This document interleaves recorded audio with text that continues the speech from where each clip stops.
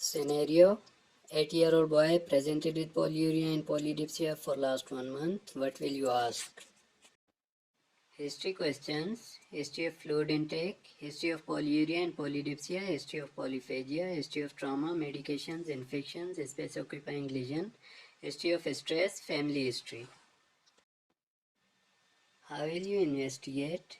Specific gravity of the urine, osmolality of the urine and serum, blood sugar level, serum electrolytes and RFTs, renal ultrasound, NCUG, DEMSA, MRI brain.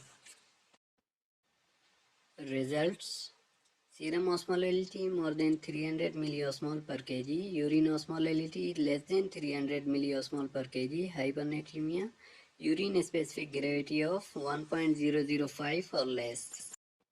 Further investigations, if any. Yes, water deprivation test. How will you differentiate on basis of water deprivation test?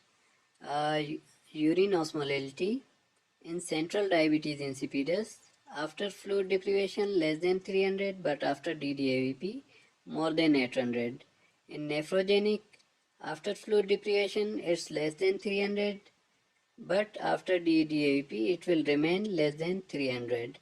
Primary polydipsia, after fluid deprivation more than 800, after DDIP more than 800, and partial central diabetes insipidus or polydipsia more than 00 to 800, after DDIP less than 800.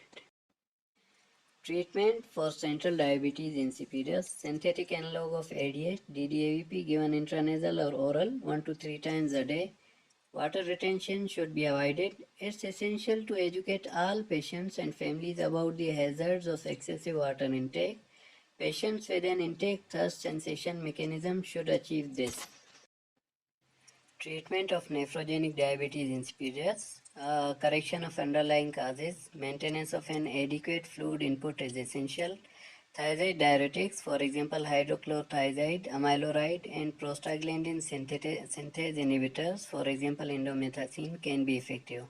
Primary polydipsia, behavior modification strategy usually required.